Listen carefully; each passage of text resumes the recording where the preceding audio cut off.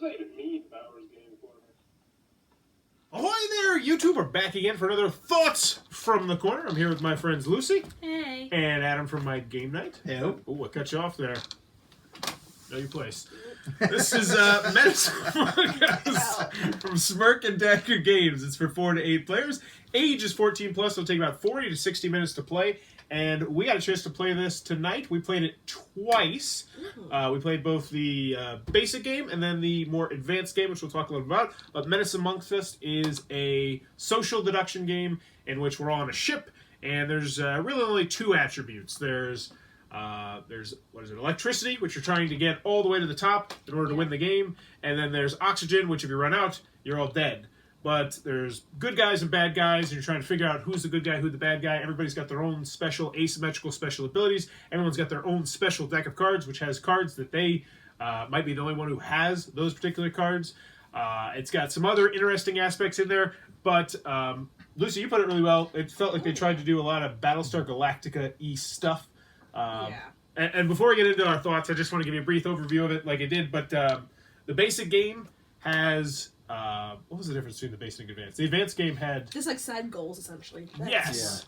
Yeah. That was it. You that was had to the do big both thing. goals. Yes, it introduced a semi-cooperative aspect of the game where you would have your basic goal, which was either win or lose, but then it also had an advanced goal, a la like Dead of Winter, as you put it. Yeah.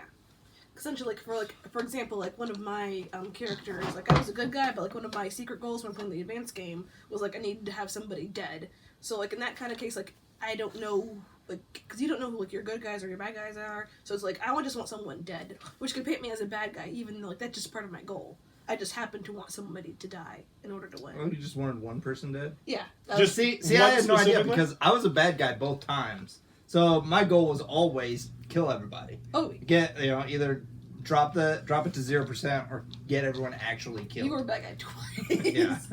Now, one thing I want to mention before we get into it is this looks like it's a really big box. You're like, what's in there? Is this miniatures? Is this oh my gosh! Oh wait, what the hell is this? It's just cards and a gun that doesn't stand up. But let's get into our thoughts. Adam, you want to start? What were your thoughts on the game after 2 games? My thoughts are the gun should be laid this way, and the thing should be on it so as to make it easier to pick up said gun. The thing we're what about talking the actual about. gameplay? Where is it? All right. So yeah, I was playing I was a bad guy twice, so I'm not sure what the good guys were actually trying to do.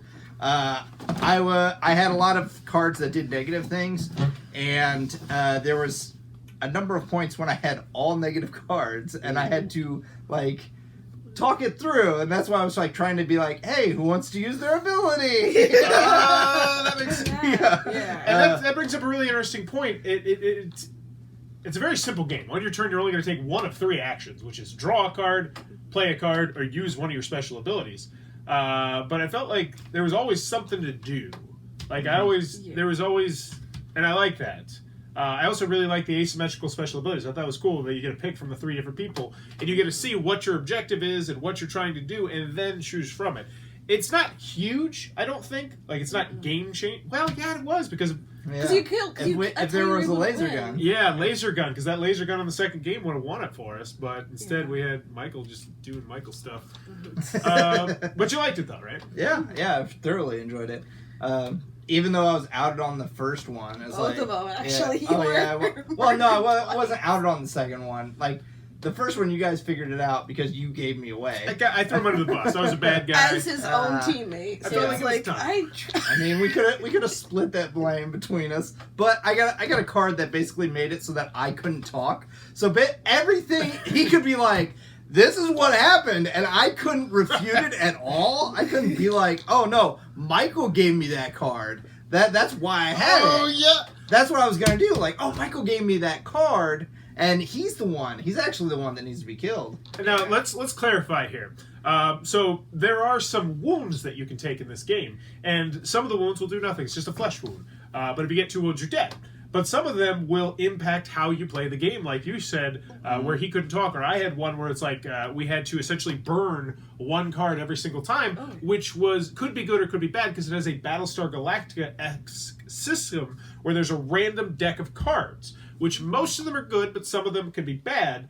and we were kind of at the whim of that, and that actually led to a really interesting scenario, and I've never seen this before. It was like a stand-up dice roll almost in the social deduction game.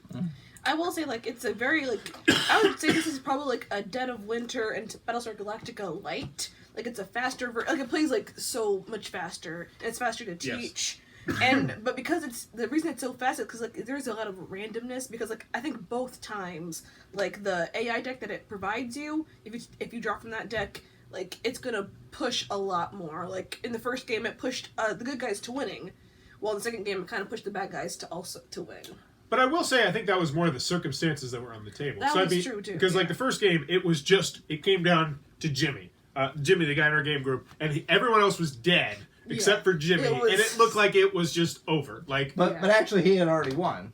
Like, all you had to do was kill them, right? No, Kill he had to reach the... No, like, Oh, but you have to hit the line. Yeah, he has to get the energy, or else he's just going to die in space. And we were so far on that line, but, like, literally, it was, like, just the AI deck was just keeping us push. And then in the second time, I had a wound that made it so that we were drawing more from the AI deck. So yeah, in our 2 games, it definitely did come down to a lot of the randomness, but it was fun randomness. It was exciting. It was like, oh, it was. It was quick. Like, it usually, like, the main thing is, like, I just want to say, like, there is a push. Like, there is, like, there is a huge push of random chance of it, if that concerns you. But honestly, it's a fun game, and it's so quick. Like, we played it twice. Yes. And it wasn't, like, exhausting Well, especially with the randomness, like... Yeah, when it was, like, there were 2 of us that were putting cards in, and I was really hoping that the random, like, one taking it out was one of the bad cards, because I knew we both played bad cards, and if it was pulled out, then you would have both known that both of us were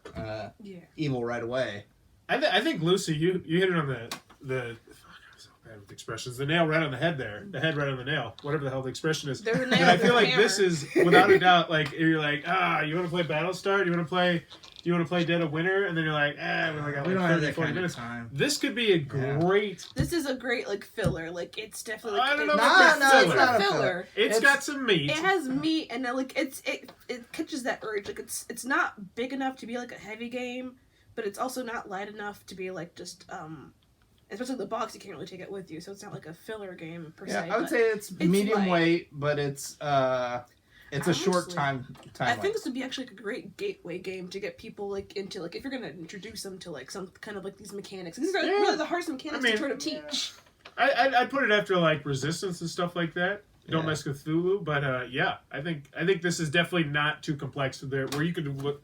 If you have a family and your kids are, say, ages 10 plus, I could play this in my classroom. I think, aside from maybe the special abilities, I would have to I would just hand them a card. There's a significant amount of reading too, as long as they're at that level. Oh yeah, 10 years old. Yeah, and plus I've kind of groomed those kids to be good at games. Don't make it sound creepy, please. And one thing I want to mention now that we're talking about this, I feel like there were some layers on this game. Yes. Like there were some definite layers with the special abilities and with the decks you start off with, and I really dug that, and I'm excited to explore this more. I will say I want a little bit more in the box. Like right now. But that's a good con. That's a good con. Like I want more cards, I want more variety, I want more special characters that have their own unique quirks. And that's, I think, why this box is so dang big. But overall, I'm a big fan. I think all of us are big fans. Oh, yeah. Sure. Jimmy, who we were talking a little about earlier, is not a social deduction fan. And he said this right before we left, because I was like, hey, did you like this game? And he's like, I normally don't like social deduction, except for Don't Mess with Cthulhu. He really dug this game at 5 players. I think it would have been solid at 4. I think this is like a good player count could definitely probably the higher the better. more the better. I would like it better, but I'm saying at 5 players it was really rock solid, which is difficult to pull off in social deduction sometimes. And it was really fast. It was just like, because the first game I was like, okay, how do my abilities work? Because it's a lot of information and just like, okay, I'll just go with the flow. Yeah, there's also an interesting mix of public and private information in this game, like, because you can look at their card and see like, okay, half of your cards are this. So where did that one come from? You know, like, and you can start to deduce things that way. But also, like, the cards that people are putting out, it's like 3 people put them out. Oh yeah. We know that one of them put that bad card. Sometimes though, you end up with a bad card just from it being in your deck. Yes, and you got to get rid of it. Character, yeah. And that was really interesting too. How you have starting cards, so you have your own deck, and it's mostly your alliance, but just you being the janitor or just you being something specific is going to give you some bad cards or some good cards that you might not otherwise have. One thing we haven't talked about, which was one of the most divisive issues we had, was good card, bad card, neutral card. Yeah. This game is very strict with its rules, and I see why. I definitely see why, because this is one of the cons of the game. Someone flipping over the wrong card at the wrong time could ruin this game. Yeah. Like, if you accidentally first card is just, like, you just whip it out and it's bad, and it's like, oh, well, the guy's, like, 99% bad. Mm-hmm. You know, it can be ruined by that. But what did you think about, in this game, you can't say specifically what cards you played. You can't hint at who you are. You can just say, good card, bad card, medium card. Like, what did you think about that? I understand that, not saying anything I understand, like, the restriction before you reveal. Like, I can understand, like, saying, like, I played a bad card, which gives you some choices on the thing, like, what counts as bad cards and whatnot. But after you flip, I think you should be able to claim, like, oh, I played that card, or I played this card. You know what? Like, for reference. And why would you ever say that you played a bad card? Because he had to. Well, sometimes you do have to. Because I have no cards with, like, my ability. Like, for example, like, one of my characters from the second one only had, like, mimic abilities. And, like, if I only had, like, one bad card, I'm like, well, I have to play it because I can't pass. I guess I could draw a card, though. Never mind. Yeah, you could draw a card and discard one. I'm going to guess it's Of course, because that you looks might be super able to suspicious, infer like when information. Michael did. Yeah, he did look really bad. I'm going to guess you could probably infer too much information based on these cards specifically in some situations, which is why I think they did it. It is kind of annoying. I screwed it up. And I don't even feel like it really... Okay. Yeah. But it's a weird rule, but you'll get used to it. Overall, I think we're all fans of it. I'm excited to play it I again. definitely want to try it a few more times. And I will say, I foresee this one staying in my collection, and if expansions come out, I have a feeling that this is definitely going to be hitting the table, and I think everybody's going to be pretty excited to play it. So from us, there's only 3 of us, but I think this was 5 thumbs up from everybody who played it. It started off rough. Yeah, I want to say everybody was pretty skeptical at the beginning. Well, yeah, we definitely were. I was pretty skeptical at the beginning. Because like it's it's like semi-cooperative, but there's like it's just like laying down cards, and it's just like there's nothing to distract you, so it's like you're gonna know who played what in theory, but even though like, the cards miss, at least like, for us, we couldn't crack the strategy right away. Yeah.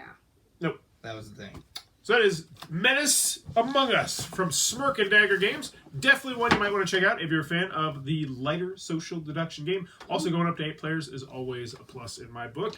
If it looks like it might be your cup of tea, be sure to check that one out. If you're enjoying what we're doing, please be sure to click on that subscribe button down below. If you want to support the channel, consider supporting the Patreon. And in the comments below, let me know, when was the last time you were a menace? You did something just menacing. Not like illegal, but just like, you're a jerk. Wow, you guys are good people.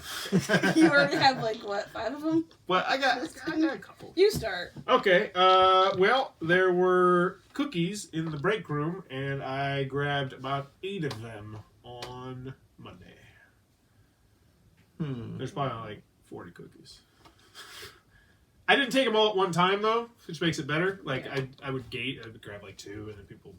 Like an hour later, be like, "Oh, nobody's eating cookies." Let's grab it. I do that all the time at work. Yeah. Well, I bring them home too for the kids, so that makes me feel somewhat better about it. Give them like half a cookie.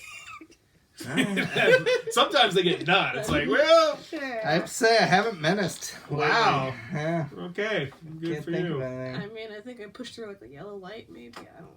Wow. Well, let me know in the comments below if you're a goody two shoes who doesn't do anything bad. As always, thanks for your time, you two.